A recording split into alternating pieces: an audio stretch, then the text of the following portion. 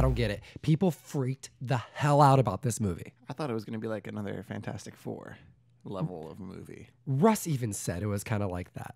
When he posted on his Instagram, I'm like, all right, this is going to be terrible. And I went into the movie with zero expectations. I thought the movie looked bad from the beginning, like when they started showing trailers months ago. Wasn't that bad. No, it Not really at all. wasn't. It wasn't that bad. Venom was not terrible. I had a couple problems with it. Not even problems. They did what they could. They did what they had to do. What was the goal? Create a franchise out of one movie. Make the lead character as likable and as entertaining enough so that they can do more movies. I think they accomplished it. It makes me wonder if they're going to try and, like, Tony Stark, him. You know, is he going to be the connecting tissue throughout, you know, the upcoming Sony Spider-Man universe movies that they're going to be making?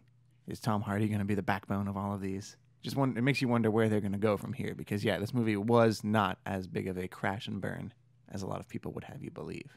What was your biggest disappointment in this movie when watching this? It's hard not to wish or imagine what they could have done with a hard R rating, right, as opposed to the PG-13 that they decided to go with. They had to do a PG-13. The movie wouldn't have sold nearly as much. They gave comic books out. Yeah. In the, you know, when you went to go see it. Like there was no way they needed those 13 to 17-year-olds to go see this movie. And they did. A ton of people went to go watch this and there are going to be sequels to it. It was a success, a major one, especially given that it wasn't that great of a movie. I've heard a lot of comments say that it felt like it was ripped out of the last decade as far as superhero movie quality goes. For sure. I don't know if I'd be that harsh, but it definitely felt like it hadn't taken some of the lessons from some more recent superhero movie successes. Okay, so a couple things for me. I saw a lot of reviews on this movie. The first thing that always bugs me is when people say like, "Oh, how close is it to the comic book?" It's my least favorite. That's useless commentary to me. Okay, there is no such thing as a comic book movie that is, you know, that follows the comic book. That doesn't exist because Watchmen. I think you can make an argument that movie okay. was bad for following the comic book. Oh, that's what I would say. That's not what I would say, but okay, but that's an exception. You know, you do have, okay, if you are going to go into the movie like V for Vendetta or Watchmen or The Crow, for example, where it's just a one-shot movie, okay, yes, you have work to do. We're going to compare it. We're going to see how good you do to canon. But when you have something like Venom and you're creating a universe, you have something like every Marvel movie that's come out. No, these are unique adaptations. It's like the Batman franchise, the 1 through 3 that came out a decade ago. You know, it's its own thing. Going into a movie, comparing it to like, oh, this isn't canon, especially with Venom, like, you know, it's useless information to anybody. No one cares about that. What I do care about is the fact that there was a bunch of stuff within this issue that we're covering, because we're covering Lethal Protector. All right, hit the subscribe button, hit the like button, because we're going through these issue by issue, breaking them down with the community. And there are parts in this comic that just would have been awesome on the screen. I'm not talking about storylines. I'm not talking about even characters. I don't even care about those characters. What I'm saying is that there are moments in these issues that could have been adapted onto the screen, and it would have been so much better. You're talking about like some of the fight scenes, I'm thinking. Yeah. That's what comes to mind for me anyway. Okay, I know what you're going to say. What is the one way Venom's killed someone in these issues that they didn't even think to do in the movie that would have been better than anything they did in the movie? The very first kill he did in this run was when he kind of pushed his little goopy symbioteness through the guy's like nostrils and mouth and just choked him and strangled him and killed him that way. It's like the ruins. It was terrifying. Exactly. Ugh. And that's awesome. Like that's crazy. And there was another shot when he's fighting one of the mechas in the second issue, and he can't get into the mecha. The guy is behind the glass, and he's like, "Oh, what are you gonna do?" Yeah. And Venom cracks the screen, cracks the glass, and then he puts his hand on there, and then the symbiote goes through the glass, and then goes into his freaking face. Stuff like that. Creative ways to actually kill people. And all they did in this movie is they played up the fact that he was eating people. And they didn't even really show you. They alluded to it most of the time. Yeah, if they're gonna play up the eating people fact, I wanna see some body parts. Exactly. Well, and even in this issue, because we're covering Venom, Lethal Protector issue number 3. I apologize. I'm still very, very sick. I don't know. This cold, this con crud has got me a week now. I can't even talk. Full week I've been sick. This is crazy. Venom Lethal Protector 3.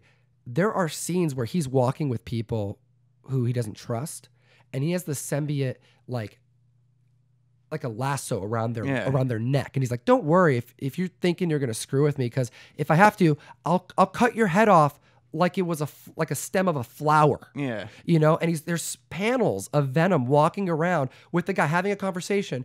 And he's got like a dog on a leash. Like a dog on a leash. Stuff like that is just completely missing from this movie. And that's my complaint. It's not the CGI. It's not the fact that they had Riot as the main villain, which they shouldn't have, but they had to. Yeah. That's like complaining that they didn't have Carnage as the main villain. They had to have. You can't start with that. You can't start with that. You got to lead into it, which, by the way, stayed at the end of the credits. So we are now onto Venom Lethal Protector 3. And this is, again, fantastic art, fantastic storytelling, and something that if you're not reading this issue, you do not know Venom.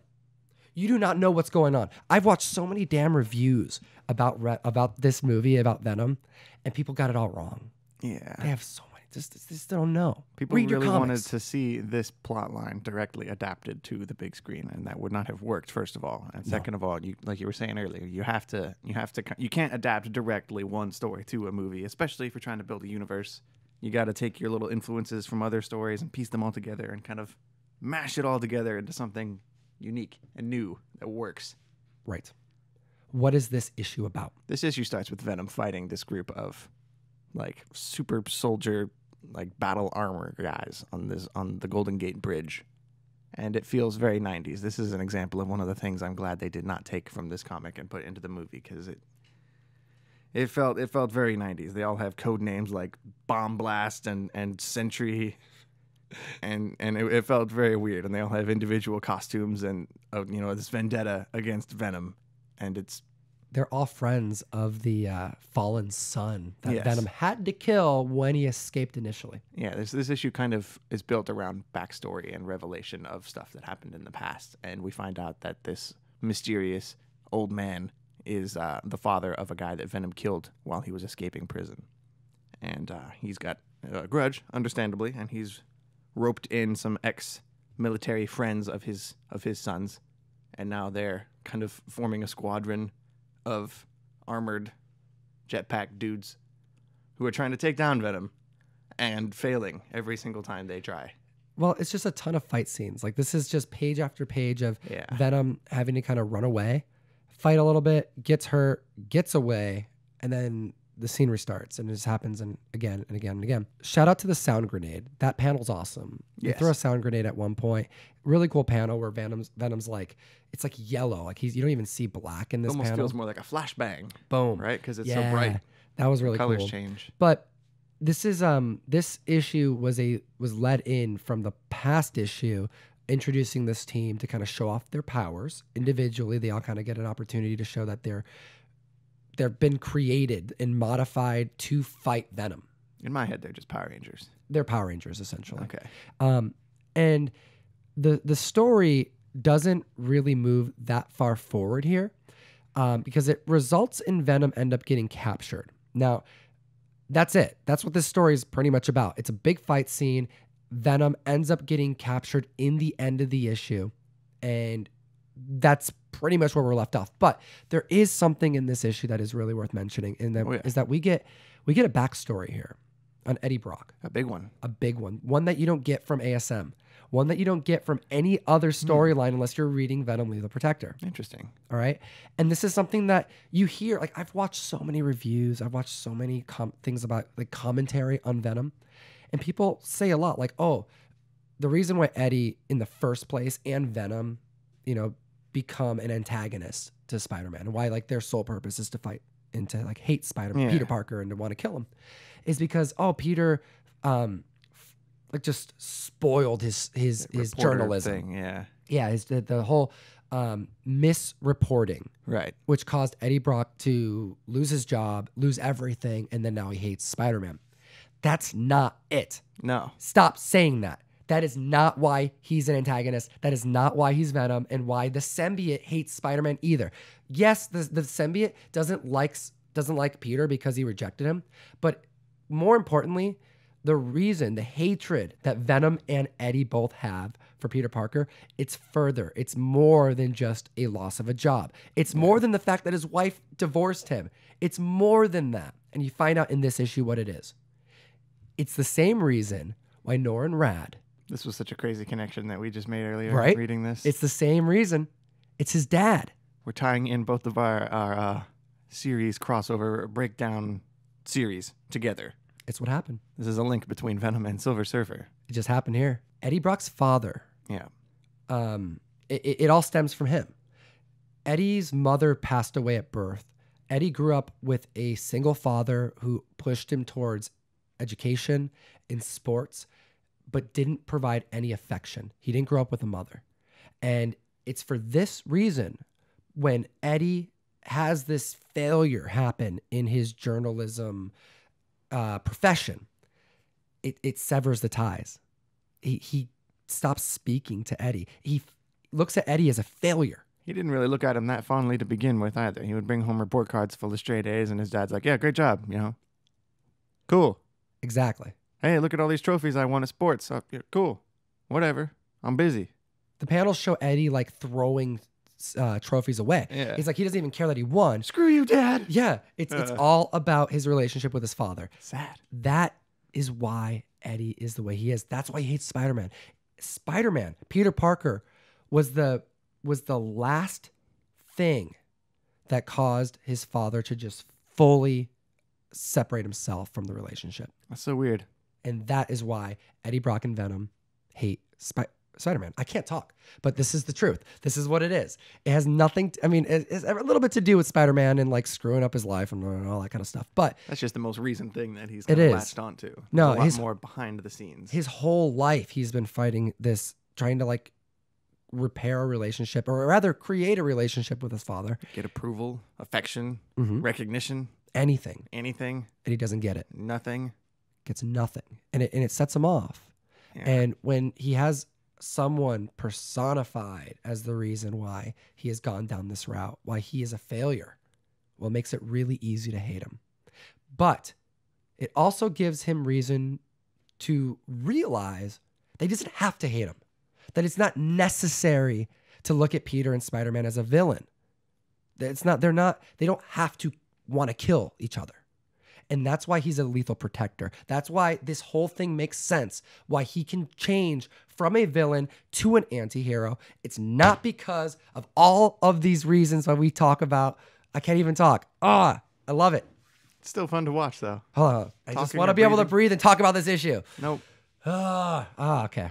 Your enthusiasm comes off. I hope it does. I want to make sure it's clear, because it's not as simple. Because if it's simple, he just hates Spider-Man because Spider-Man made him lose his job. It's like shitty comic book storytelling.